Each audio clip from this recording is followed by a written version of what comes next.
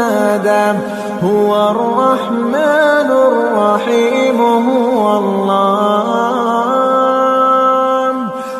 الله الذي لا عليم من الشيطان اللعين الرجيم بسم الله الرحمن الرحيم الحمد لله رب العالمين وصل يا ربي على محمد وآله الطاهرين اللهم صل على محمد وآل محمد وعجل فرجهم وعجل فرجنا بفرجهم برحمتك يا أرحم الراحمين توكلت على الله العظيم رب اشرح لي صدري ويسر لي أمري واحلل عقدة من لساني يفقه قولي رب يسر ولا تعسر وتمم بالخير آمين يا رب العالمين. طلاب عزیز، وجود الہی کے مسئلے میں ہم آخری دلیل پہ بحث کر رہے تھے پچھلی بار، اور وہ دلیل جو ہے وہ ہے دلیل حدوث، حدوث کی دلیل حدوث. اور دلیل حدوث میں ہم نے 2 پوائنٹ آج تک پڑھ لیے. دلیل حدوث، حدوث حدث سے ہے، حدوث حدث سے ہے، اور حدث یعنی کوئی چیز جب تبدیل ہو جائے تو اسے جو چیزیں تبدیل کرے اس کو حادث کہیں گے. حادث، تبدیل ہونے والی چیز، حادث.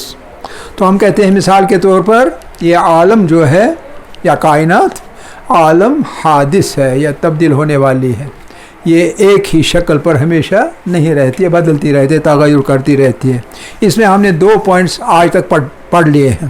پہلا پوائنٹ تھا پرنسپل آف تھرموڈائنمکس کا پرنسپل. اور اس تھرموڈائنمکس کے پرنسپل میں اس کا فارسی میں ترجمہ کیا جاتا ہے فرسائش کہنگی. فرسائش یعنی فرسودہ ہونا، ختم ہونا، اور کہنگی پرانا ہونا، کسی چیز کا پرانا ہو جانا. تو اس چیز کے تحت ہم نے کہا تھا کہ رفتہ رفتہ یہ دنیا جب وجود میں آ گئی، کائنات جب وجود میں آ گیا، عالم جب وجود میں آ گیا، تو اس وقت جس طریقے سے بھی وجود میں آ گیا ایک قوت، انرجی اور حرارت پیدا ہو گئی، اور تب سے لے کے اب تک دھیرے دھیرے وہ حرارت کم ہوتی جا رہی ہے. گلوبل وارمنگ کا مسئلہ الگ ہے، وہ اپنی جگہ صحیح ہے، لیکن یہ والی چیز اپنی جگہ صحیح ہے. وہ مبحث الگ ہے اور یہ مبحث الگ ہے. تو یہ کائنات کی گرمی دھیرے دھیرے کم ہو رہی ہے.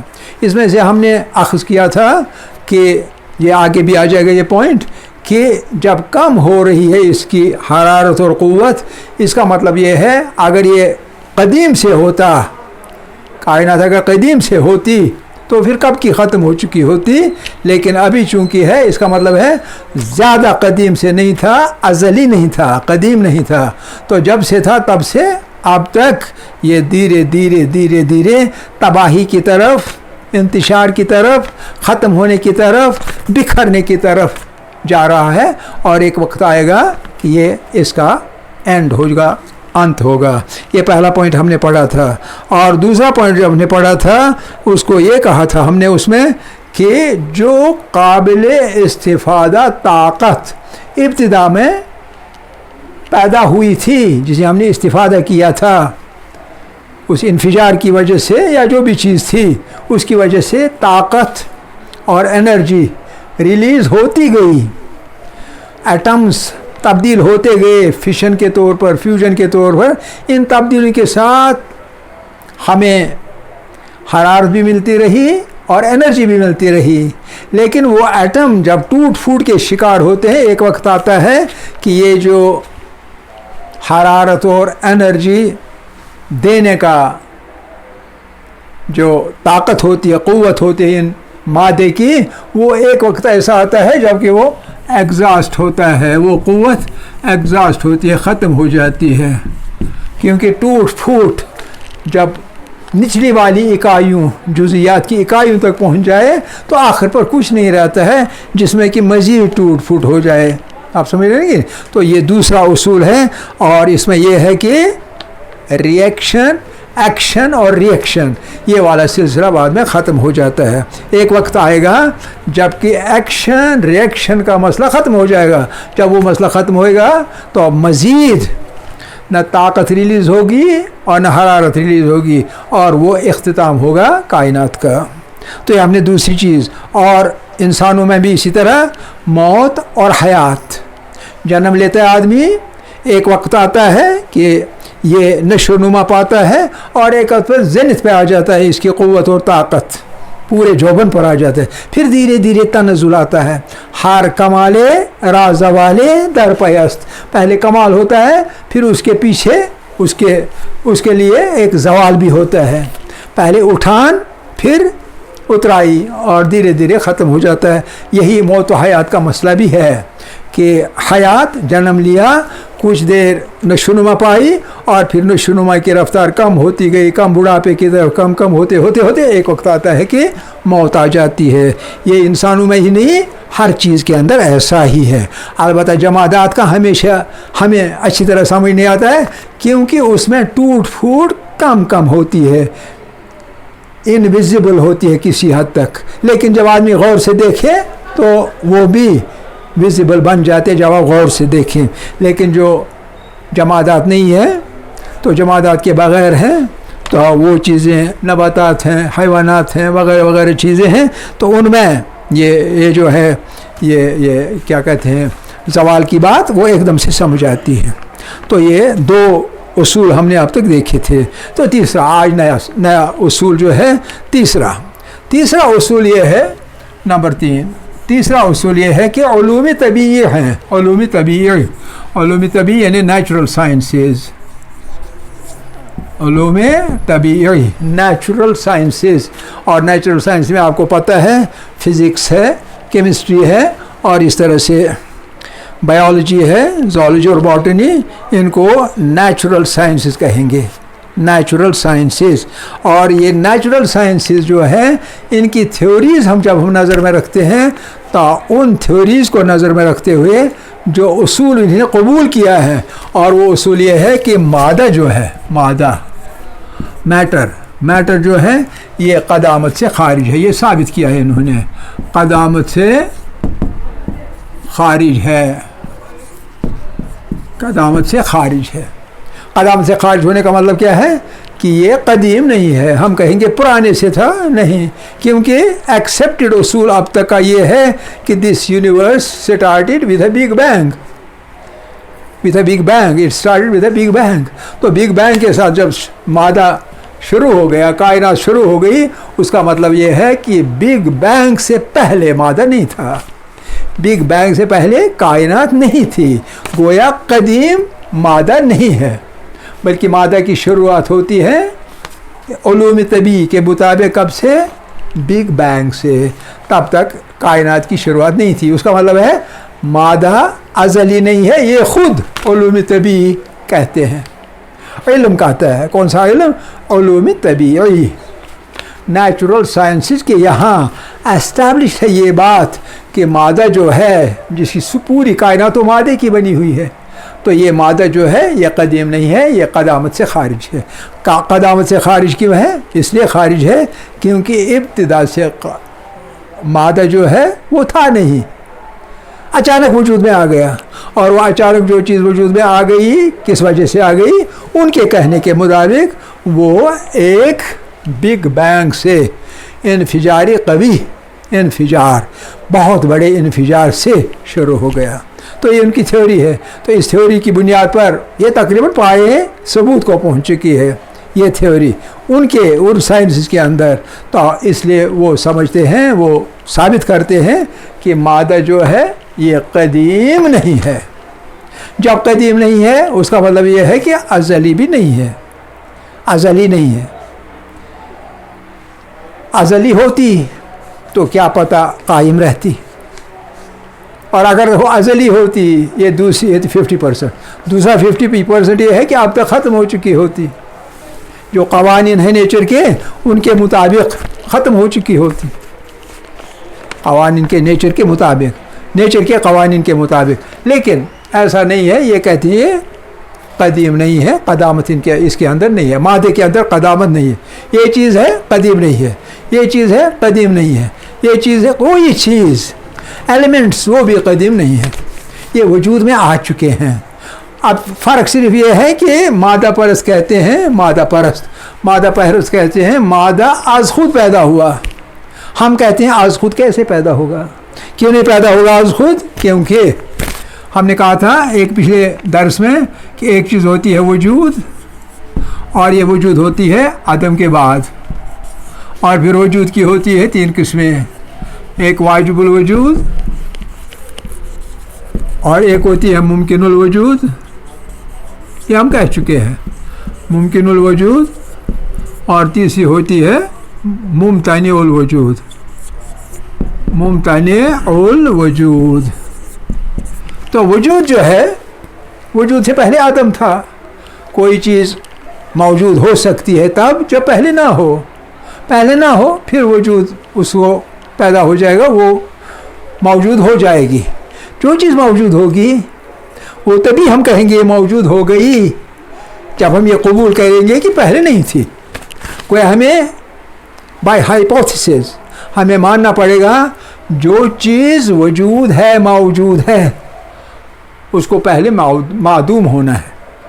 اگر پہلے معدوم نہیں تھی بلکہ ہمیشہ تھی، اس کو وجود ہم اصل میں نہیں کہیں گے، کہ وجود جو ہے وہ اپوزٹ ہے عدم کا. Existence is the out come of non existence, کیونکہ پہلے نان ایگزسٹنس تھی، اس کے بعد نان ایگزسٹنس کے بعد ایگزسٹنس آ جائے گی. اسی طرح وجود سے پہلے عدم ہونا چاہیے. مادہ پرست کہتے ہیں عدم تھا پہلے، اور پھر خود بخود پیدا ہو گیا وجود کس چیز کا؟ مادہ کا. اب ایک برہان یہ ہے، ایک دلیل، ایک استدلال یہ ہے کہ عدم میں طاقت نہیں ہے کہ وہ وجود کو پیدا کرے. نہ ہونا یہ ہونے کو پیدا نہیں کر سکتا ہے. وجود مزید وجودات کو پیدا کر سکتا ہے، جیسے لائف بگیٹس لائف، زندگی سے حیات پیدا ہو جاتی ہے، باپ سے بیٹا پیدا ہو جاتا ہے. آپ سمجھے کہ نہیں؟ تو جہاں چیز ہے اس میں سے، یعنی وجود میں سے مزید وجود پیدا ہو سکتی ہے، لیکن عدم میں طاقت نہیں ہے کہ وہ وجود کو پیدا کر سکے، اس میں طاقت نہیں ہے. آپ سمجھ رہے ہیں کہ نہیں؟ تو یہ مسئلہ ہے ادھر. تو اب اگر مادہ ہے تو مادہ قدیم نہیں ہے، یہ پوائنٹ ہے ہمارا، مادہ قدیم نہیں ہے. لیکن یہاں ایک بات یاد رکھنی چاہیے اس پوائنٹ کے اندر، اور وہ بات جو ہے وہ یہ ہے کہ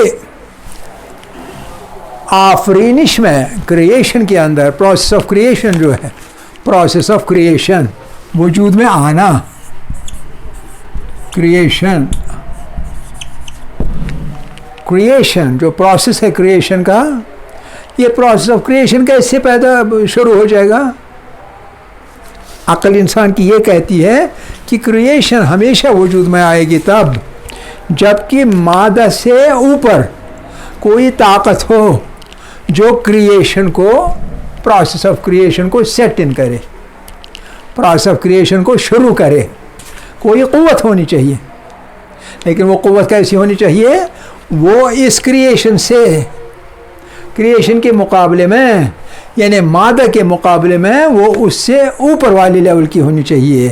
اگر مادہ نچلی لیول کا ہے، سافل لیول کا ہے، عالیہ لیول کا ہونا چاہیے وہ چیز جو اسے پیدا کرے. گویا جو عالیہ ہے یعنی اوپر والی چیز، فوق، ما فوق الفطرت یا ما فوق المادہ، جس کو ہم کہتے ہیں سپر نیچرل، نیچرل چیز ہے، طبیعی جو چیزیں آپ دیکھتے ہیں، کبھی سونگھتے ہیں، کبھی ٹچ کرتے ہیں، کبھی تولتے ہیں، کبھی ناپتے ہیں، یہ مادے کی خصوصیات ہیں۔ ناپا جانا، تولا جانا، سونگا جانا، دیکھا جانا، یہ سب چیزیں اس پر جب آپ کچھ کریں گے ان سبھی عملوں کا جو نتیجہ ہوگا وہ مادہ ہوگا، چاہے اس کی لینگتھ بریڈتھ، چاہے اس کا وزن، چاہے اس کی شکل و صورت، چاہے اس کی بو، ہے کہ نہیں؟ یہ مختلف جو کوالٹیز ہیں مادے کی، جب وہ آپ کے حسیات جو ہیں، سینس آرگنز جو ہیں، سینسیشن جو ہے، جب ان کے تحت یہ آئے گا تب ہم کہیں گے مادہ ہے۔ اگر نہیں آئے گا تب ہم کہیں گے یہ ماورائے مادہ ہے، سپر نیچرل چیز ہے، ما فوق الفطرت ہے۔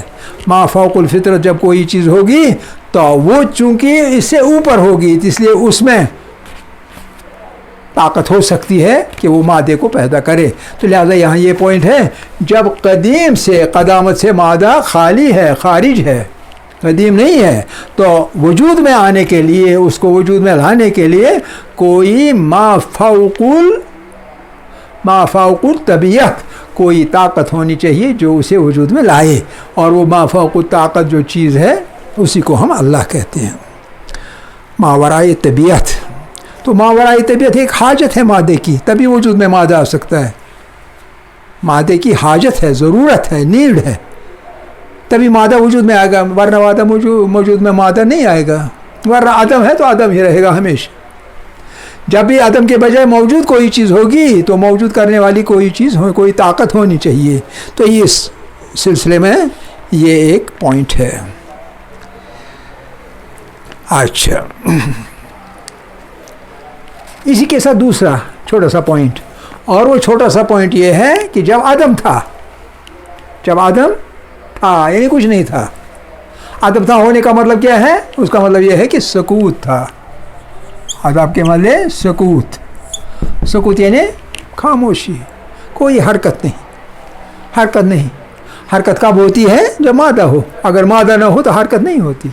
تو اس لیے وہ حرکت، اس کے مقابلے میں، سکوت کے مقابلے میں حرکت، وہ حرکت دینے والی چیز جس کو ہم جنبش بھی کہتے ہیں، اردو میں بھی یہ لفظ استعمال کرتے ہیں،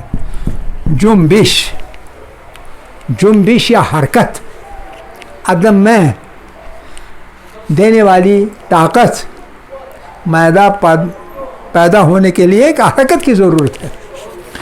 جیسے مثال کے طور پر آپ کے یہاں ایک مل ہے، واٹر مل سمجھتے ہیں نا آپ کیا ہوتی ہے؟ جہاں ہم پیستے ہیں وہ آٹا وغیرہ، تو آپ اس میں ڈالتے ہیں دانہ، کیا دانے کا آٹا بنے گا؟ نہیں بنے گا۔ کب تک؟ جب تک ہم اوپر سے پانی ڈالیں گے اس ٹربائن کے دوسری طرف سے، اور وہ ٹربن میں حرکت ہو کے وہ اوپر والا پتھر جو ہے وہ گھومنے لگے گا، اور دانے اس بیچ والی سوراخ سے نیچے چلے جائیں گے، تو دو پتھروں کے بیچ میں وہ دانے آئیں گے اور پسے جائیں گے، اور دوسری طرف سے، دوسری طرف سے نہیں بلکہ چاروں طرف سے آٹا نکلتا جائے گا۔ تو یہی ہے نا اصول واٹر مل کا۔ تو اب کس چیز سے آٹا بن گیا؟ آٹا پہلے نہیں تھا، عدم۔ تو آٹا بننے کے لیے کس چیز کی ضرورت تھی؟ کہ واٹر مل میں حرکت پیدا ہو جائے۔ اور حرکت کس چیز سے پیدا ہو جاتی ہے؟ حرکت پیدا ہو جاتی ہے پانی کی قوت سے، kinetic energy transferred into mechanical energy, اور اس کی وجہ سے پھر میکینیکل انرجی کی قوت سے بعد میں وہ دانے پسے جاتے ہیں، ورنہ تو آپ کو آٹا نہیں ملے گا۔ بالکل یہی طریقہ ہے مادے کے اندر۔ مادے کو وجود میں لانے کے لیے ضروری کیا ہے؟ ایک سکوت ہے، عدم ہے، سکوت ہے، آپ سمجھنا ہے؟ تو سکوت توڑنے کے لیے، سکوت ختم کرنے کے لیے ایک چپی سادی ہوئی ہے کائنات نے، چپ۔ اب حرکت پیدا کرنے کے لیے قوت ہونی چاہیے تاکہ شروع ہو جائے کائنات کا چکر، اور وہ طاقت جو ہے جو سکوت کو توڑ دے اور حرکت شروع کر دے، وہ ایک طاقت ہونی چاہیے۔ وہ مادہ تو آج خود نہیں ہو سکتا ہے، کیونکہ پتھر خود بخود نہیں ہلتا ہے، पत्थर को जब बीरूनी कोई ताकत घुमा दे तभी दो पत्थरों के बीच में एक स्टेशनरी होता है, ऊपर वाला घूमता है, तभी बीच में दाने आके चाहे गंदम के चाहे मक्की के चाहे चावल के बीच में आके पिस जाते हैं और आपको आटा मिलता है। तो आटे का जो मादा है matter, the floor, you get the floor out of what? Out of the process of grinding between two stones. ठीक है ना? तो इसी तरह इसमें ये दूसरा पॉइंट है, जब कदामत है मादे के अंदर, नहीं कदामत नहीं है, ये कदामत से खारिज है, अदम है, कदीम से नहीं है। तो इसको वजूद में लाने के लिए पहली चीज़ ये कि एक ताकत होनी चाहिए आदम को तब्दील करने में वजूद के अंदर, और दूसरी चीज़ ये कि जब आदम था तब एक सुकूत था, और उस सुकूत को तोड़ने के लिए और उसकी जगह शुरुआत करने के लिए ज़िंदगी या मादे की मुख्तलिफ जो हालात हैं उनको शुरू करने के लिए एक हरकत की ज़रूरत है, एक जुम्बिश की ज़रूरत है जो बाहर से आनी चाहिए, अंदर से, मादे के अंदर से नहीं, मादे के बाहर से, एक्सटर्नल फोर्स। और वो एक्सटर्नल फोर्स जो है वो एक्सटर्नल फोर्स हरकत शुरू करेगा, और तब मादा जो वजूद में आया, पहली स्टेज पर वजूद में लाया, फिर उसको हरकत दे के आगे चलाने के लिए, ज़िंदगी शुरू करने के लिए उस जुम्बिश की, हरकत की, मूवमेंट की ज़रूरत है। तो वो मूवमेंट देने के लिए भी एक बैरूनी क़ुव्वत चाहिए जो कि ये चीज़ शुरू कर सकती है। समझ रहे हैं ना? तो ये था ये तीसरा पॉइंट। और चौथा पॉइंट जो है वो वही है कि ये बहुत ज़रूरी पॉइंट, कि कहा जाता है, जैसे आपको पता है कि मादा या कायनात किस चीज़ से शुरू हुई? इन्फिजार से, बैंग से, एक्सप्लोजन से। अब आपको पता है, अब यहाँ पॉइंट है, और वो पता ये है कि इस बैंग यानी इन्फिजार, एक्सप्लोजन, एक्सप्लोजन, एक्सप्लोजन है, एक्सप्लोजन वाक़ा हुआ तो कायनात इस एक्सप्लोजन के नतीजे में पैदा हो गई। अब मसला यहाँ एक है, बात करनी आसान है, हम कह सकते हैं, कर सकते हैं, थ्योरी बन सकती है, लेकिन गौर करने वाले गौर करते हैं, और वो गौर जब करते हैं वो ये है कि इन्फिजार जब हुआ तो इन्फिजार क्या वैक्यूम में होगा? क्या इन्फिजार वैक्यूम में कभी हुआ है? मुझे नहीं मालूम, डबल सी है या डब्ल्यू है? डबल सी है या डब्ल्यू? डबल सी है, नहीं डब्ल्यू नहीं है, डबल सी होना चाहिए। वैक्यूम जब है, नहीं चेक कर लीजिएगा डबल सी हो या डब्ल्यू हो, वैक्यूम जब है, हमें तो गर्ज है आइडिया के साथ, जब वैक्यूम है, वैक्यूम के अंदर यानी जहाँ कुछ भी नहीं है, वहाँ किस चीज़ का इन्फिजार होगा? गौर से आप समझिए।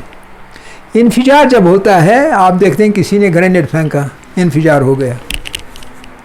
हम ऐसी वाली चीज़ वो उसको हम दिखाते हैं सिलाई, दिया सिलाई, और फेंकते हैं दरिया में, पानी के अंदर जाके वो फट जाती हैं, और जितनी मछलियाँ वहाँ होंगी वो बेहोश हो जाती हैं, पानी के ऊपर आती हैं, और मछली पकड़ने वाला उन मछलियों को पकड़ता है और ले जाते हैं, मरती नहीं है, बेहोश हो जाती है। तो गोया एक चीज़ थी जो कि फट गई। हमेशा एक्सप्लोजन के लिए कुछ मादा होना चाहिए, जब भी मादा होगा तभी इन्फिजार होगा, अगर मादा नहीं होगा इन्फिजार नहीं होगा। तो इसलिए पॉइंट हमारा ये है कि इन्फिजार के लिए जो ईंधन चाहिए, एक तो ईंधन होना चाहिए, यानी जो चीज़ें हैं, सल्फ़र है, नाइट्र है, या कोई चीज़ नाइट्रेट, जब वो चीज़ होगी तो इन्फिजार होगा, वो फट जाएगी। हाइड्रोजन का इन्फ्लोजन, कभी आप हाइड्रोजन पानी से हासिल कर लें, पानी में एक गैस जार में हाइड्रोजन को पकड़िए, दूसरे गैस जार में ऑक्सीजन को पकड़िए, पानी का तहलील कीजिए। जो हाइड्रोजन वाला जार होगा उसके मुंह पे एक दिया सिलाई लीजिए, तो वो जो है हाइड्रोजन وہ انفلیمیبل ہے، جلتی ہے. تو جو ہی آپ لیں گے ایک فٹاک سے وہ ہائیڈروجن پھٹ جائے گا. اگرچہ اتنا قوی نہیں ہوگا کہ آپ کا گلاس جار بھی پھٹ جائے، ایسا نہیں ہے، لیکن ایک انفجار ہو جاتا ہے، ایک دھم سے، ایک دھڑام سے آپ کا ہائیڈروجن والا جو گیس جار ہے وہ پھٹ جائے گا. تو لیکن کیا چیز ضرورت تھی؟ ایک ہائیڈروجن. جب ہائیڈروجن ہوگی، شورا ہوگا، تبھی تو انفجار ہوگا، نمبر ایک. اور نمبر دو، ایک چیز یعنی مواد، جس مواد کا انفجار ہوگا.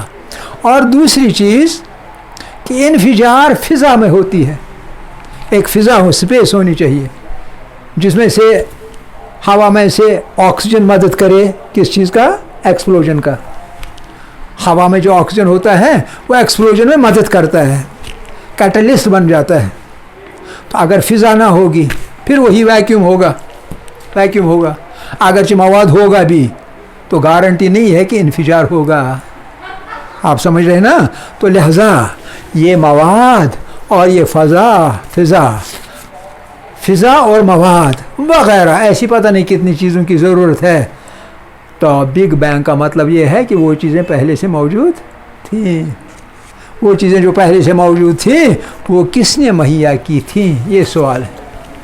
جب یہ سوال ہے تو ادھر سے ہم کہتے ہیں مادہ قدامت سے باہر ہے، مادہ قدیم نہیں ہے.